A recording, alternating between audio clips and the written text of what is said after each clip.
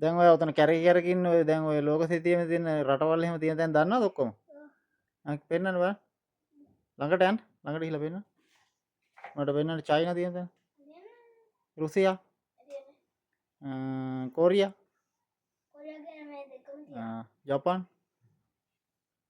ඊට පස්සේ කැනඩා. මැඩගස්කර්. ඊජිප්තු. බංගලාදේශ්. නෙදර්ලන්ඩ්. හරිද එතනද? රුමේනියා. ඩුබායි.